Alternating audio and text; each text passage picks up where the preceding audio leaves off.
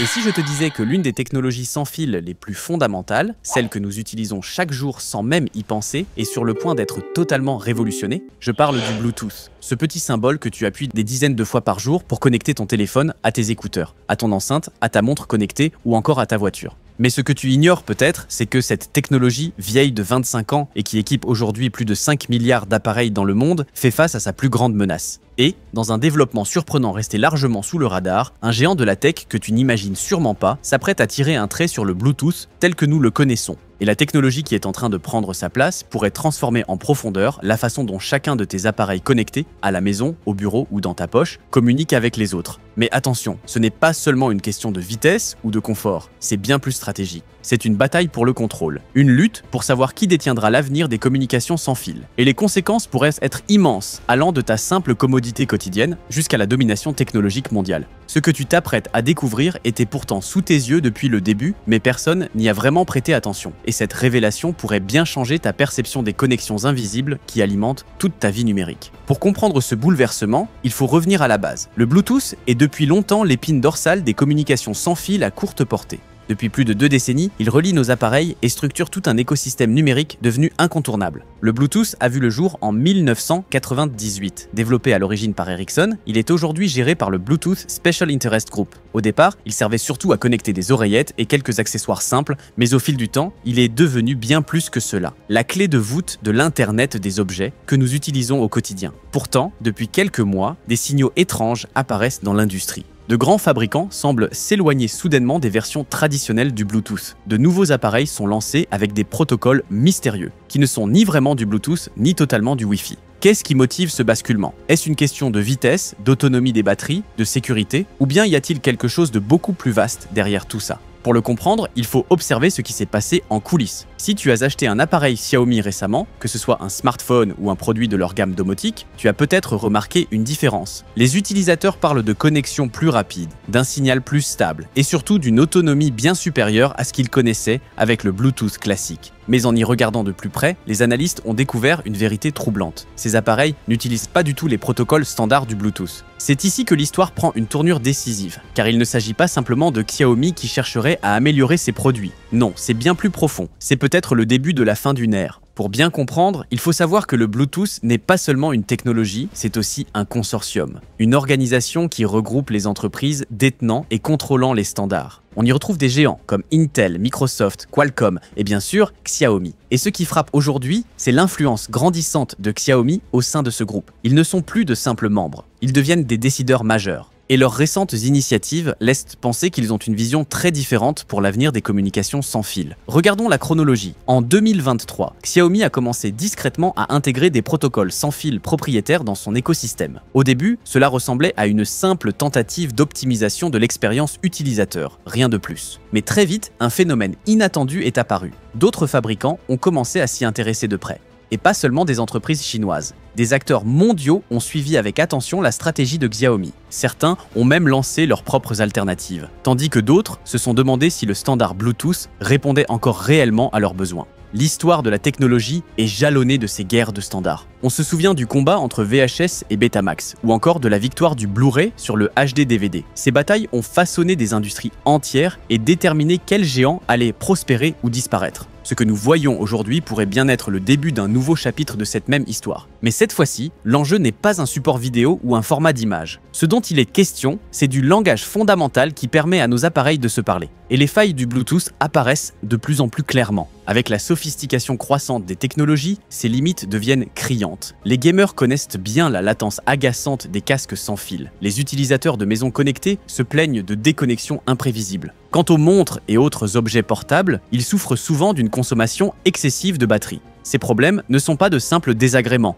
Ils traduisent les difficultés d'une technologie vieillissante à suivre le rythme des exigences modernes. Et ce n'est pas tout. La sécurité est devenue une autre faiblesse majeure du Bluetooth. Depuis des années, il accumule les vulnérabilités. Blueborn, Bluefrag et bien d'autres. Chaque correctif vient colmater une brèche, mais souvent en ouvrant de nouvelles failles. La complexité de l'architecture même du Bluetooth en fait une cible de choix pour les hackers. Alors une question se pose, et si la solution n'était pas de continuer à rafistoler ce système à bout de souffle? Et si la véritable réponse était de le remplacer purement et simplement? Laisse-moi te montrer quelque chose que la plupart des journalistes tech ont totalement ignoré. En fouillant dans les dépôts de brevets de Xiaomi, les analystes ont découvert des dizaines de demandes liées à une technologie baptisée Neuralink. Et attention, il ne s'agit pas d'un simple nom marketing, mais bien d'une approche totalement nouvelle de la communication sans fil à courte portée. Ce qui est impressionnant, c'est la méthode avec laquelle Xiaomi construit, pas à pas, tout un écosystème technologique autour de Neuralink. Et voici le plus surprenant, Neuralink ne se contente pas d'améliorer le Bluetooth. Il pourrait tout simplement le rendre obsolète. Car les progrès annoncés avec Neuralink ne sont pas de simples ajustements, ils sont révolutionnaires. Prenons les performances. Les premiers tests indiquent des vitesses de transfert de données largement supérieures à celles du Bluetooth 5.0 au point de rivaliser avec le Wi-Fi dans certaines applications. Ensuite, la latence. Un problème chronique du Bluetooth, notamment pour le gaming. Avec Neuralink, les retards semblent presque inexistants, ouvrant la voie à une nouvelle génération de périphériques sans fil pour les joueurs. Enfin, l'efficacité énergétique, les premiers retours font état d'appareils dont l'autonomie s'allonge considérablement.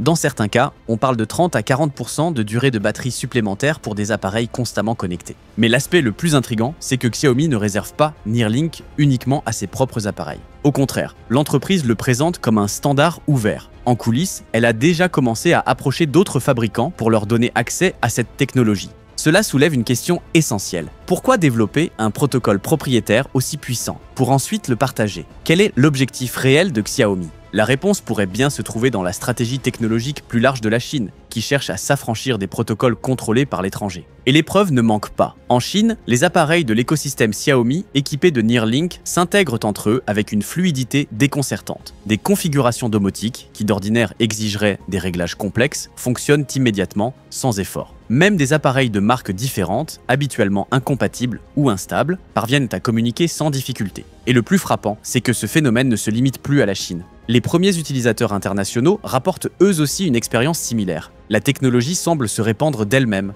comme un virus, mais un virus bénéfique, qui améliore l'expérience des utilisateurs. Et cette évolution ne passe pas inaperçue. Les grands concurrents commencent clairement à réagir. Apple, par exemple, a récemment modifié certains de ses protocoles sans fil, comme si la firme répondait à une menace invisible. De son côté, Google a intégré dans Android 14 des solutions de connectivité qui laissent deviner une adaptation à un nouvel environnement. Mais la vraie inquiétude des analystes, c'est la suivante. Que se passera-t-il si Neuralink devient le standard dominant? Qui contrôlera les brevets? Qui fixera les règles? Et surtout, que deviendront les entreprises qui ont bâti toute leur activité autour du Bluetooth?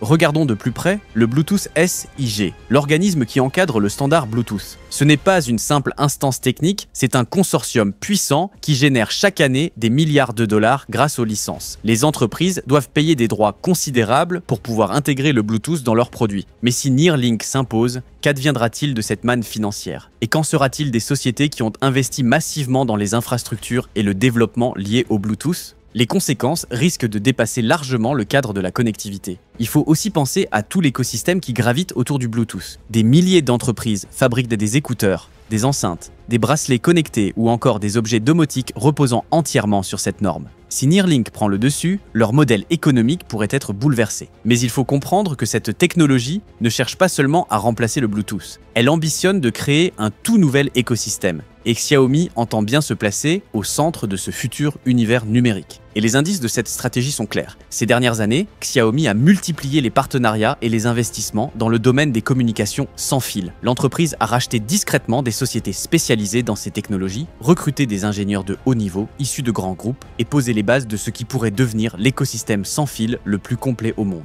Mais l'histoire ne s'arrête pas là. Un autre acteur majeur, inattendu pour certains, est également en train de jouer sa carte, Huawei. Malgré ses difficultés sur les marchés internationaux, Huawei développe lui aussi ses propres protocoles sans fil. Et ce qui intrigue les analystes, c'est que son approche ressemble étrangement à celle de Xiaomi avec Neuralink. Cela ouvre la voie à une hypothèse fascinante. Assistons-nous à la naissance d'une nouvelle guerre des standards opposant les écosystèmes technologiques chinois aux modèles occidentaux? Car derrière l'innovation purement technique, c'est un affrontement géopolitique qui se dessine. Si Neuralink parvient à s'imposer comme norme dominante des communications sans fil à courte portée, cela bouleverserait complètement l'équilibre mondial du pouvoir technologique. Pendant des décennies, ce sont les entreprises occidentales qui ont fixé les règles des protocoles fondamentaux connectant nos appareils. Mais si cette domination bascule vers la Chine, les conséquences seraient considérables. Et ce n'est pas seulement une question d'innovation, c'est une bataille stratégique, où l'enjeu est de savoir qui contrôlera l'architecture même de nos communications numériques. Les premiers détails techniques qui émergent des conférences de développeurs confirment cette rupture. Contrairement au Bluetooth, qui repose sur le saut de fréquence étalé, Neuralink utilise un schéma de modulation bien plus sophistiqué, capable de s'adapter en temps réel aux conditions de l'environnement. Résultat, des performances améliorées dans les espaces saturés, moins d'interférences avec les autres appareils et une utilisation beaucoup plus efficace du spectre radio. Mais cela implique aussi une conséquence lourde. Le matériel Bluetooth actuel pourrait être incapable de communiquer avec les appareils Neuralink. Les implications sont énormes. Imagine un instant que ton nouveau smartphone ne parle que le langage Neuralink, alors que ton casque sans fil préféré ne comprend que le Bluetooth. La période de transition risquerait d'être chaotique. Pourtant, Xiaomi adopte une stratégie subtile. Plutôt que d'imposer brutalement le changement, l'entreprise rend Neuralink tellement performant et attractif que les utilisateurs et les fabricants migrent naturellement vers ce nouveau standard. C'est une véritable leçon d'évolution technologique. Les premiers utilisateurs d'appareils compatibles Neuralink parlent d'une expérience presque irréelle. L'appairage se fait instantanément, les connexions ne se coupent jamais et l'autonomie dépasse largement les attentes. Mais ce qui surprend le plus, c'est la capacité d'adaptation du système. Les appareils semblent apprendre et s'optimiser avec le temps, devenant plus rapides et plus efficaces à mesure qu'ils sont utilisés. Cette intelligence adaptative est au cœur de Neuralink. Ce n'est pas seulement un protocole sans fil plus performant, c'est un système qui évolue et s'améliore de lui-même. C'est peut-être là la première véritable norme sans fil intelligente. Et l'effet d'écosystème commence déjà à se faire sentir. Plus le nombre d'appareils adoptant Neuralink augmente, plus l'ensemble du réseau devient puissant et attractif. Chaque nouvel appareil renforce la valeur du système, créant un cercle vertueux redoutable. C'est exactement de cette manière que les grandes plateformes technologiques construisent des barrières quasi infranchissables autour de leur marché.